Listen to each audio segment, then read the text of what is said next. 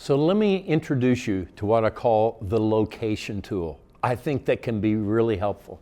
Over in 2 Corinthians 4, it says, so we fix our eyes not on what is seen, but what is unseen, because what is seen is temporal and what is unseen is eternal. So I think about that in terms of how I live, love, and lead on a daily basis. The location tool is one of our most important tools for quickly figuring out if you're living, loving, and leading with a healthy soul or an unhealthy one. So let me ask you, have you ever been snorkeling or scuba diving in the ocean? Have you noticed when you're on the surface of the water, some days it's sunny, some days it can be stormy, other days it can be calm, other days there can be huge Cat 5, storm blowing across with these massive waves. But underneath, when you scuba and get down into the depths, the conditions there never change. There can be a full-on Cat 5 hurricane happening on the surface of the water, but when you get to any depth in the ocean, all is calm.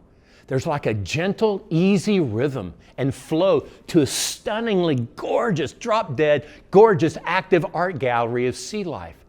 I think that is a word picture or metaphor for Jesus saying we have this deeper water within us, this flow of the Holy Spirit who's within us. It's not seen, it's in the unseen realm.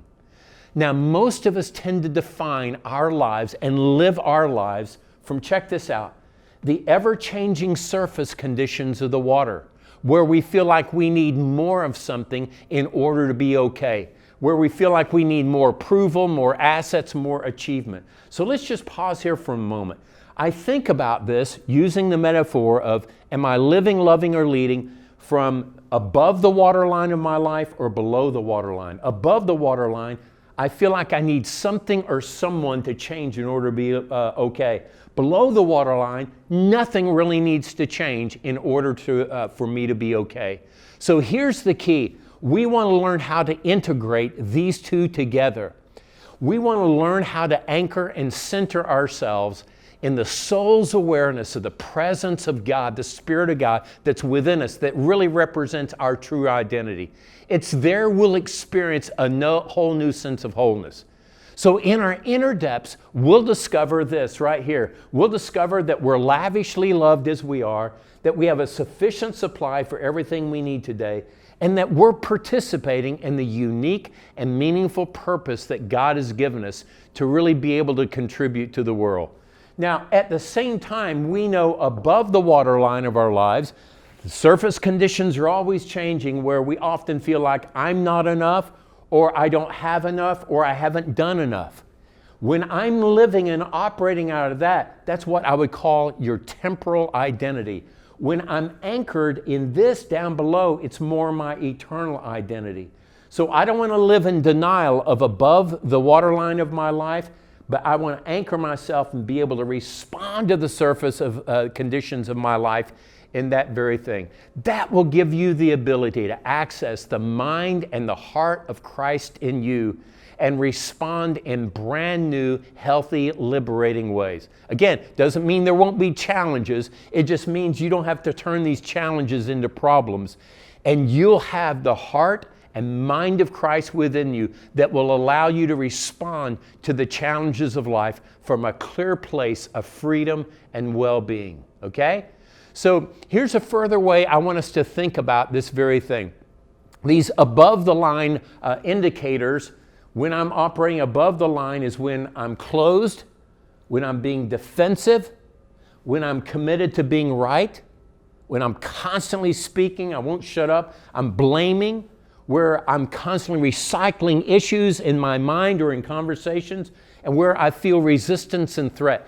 Anytime any of those things are going on, that's intended to clue me into the fact that I'm operating and reacting out of above the waterline situations of my life.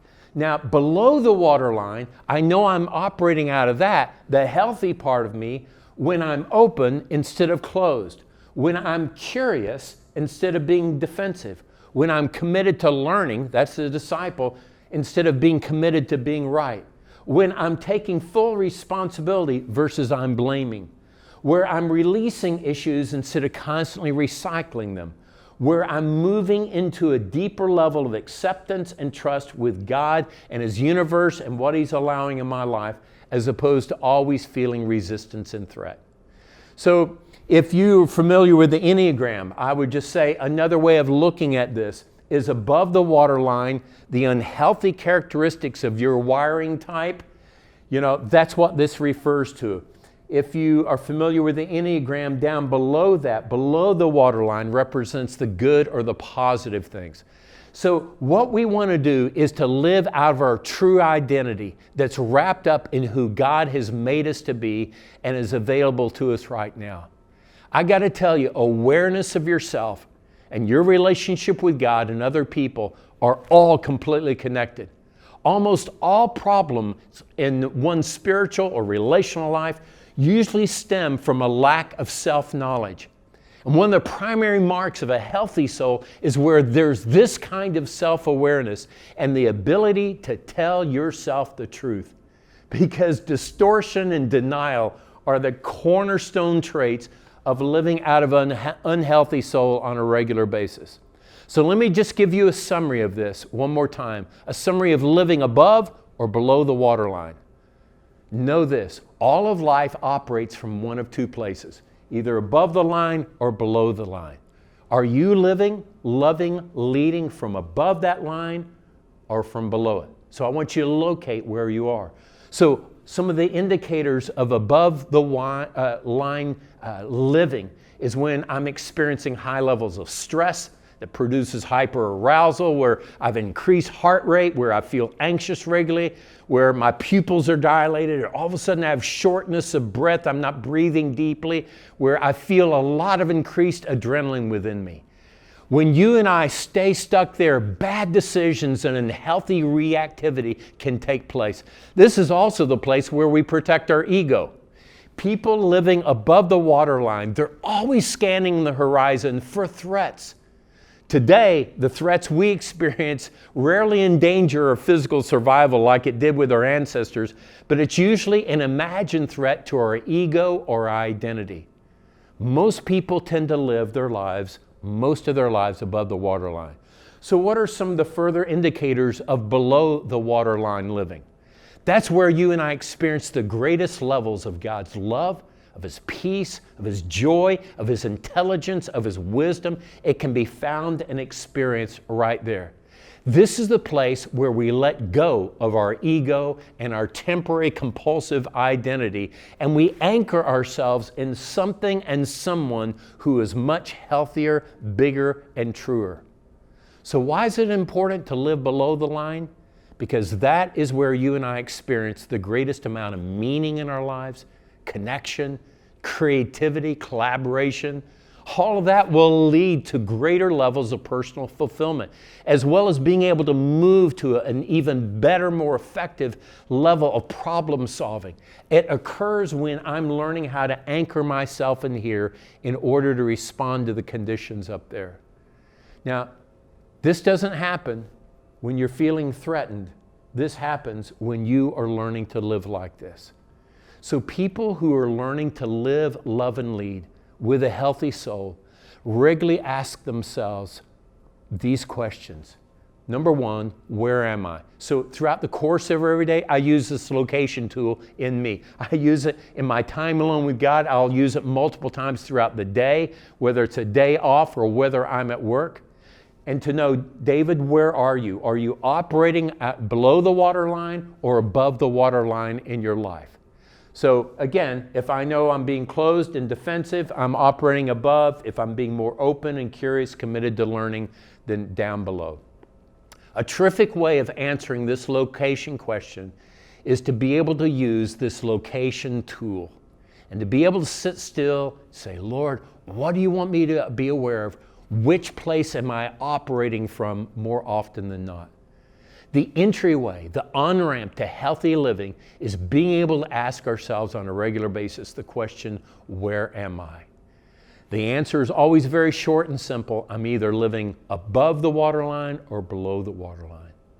The second question is, I want to just say, hey, can I accept where I am in the moment? Maybe I am being reactive and blaming and recycling issues? Can I hold myself compassionately in that place in the same way that God does? See, the moment you and I do that, more it will give us the ability for that particular issue to release itself and to let go.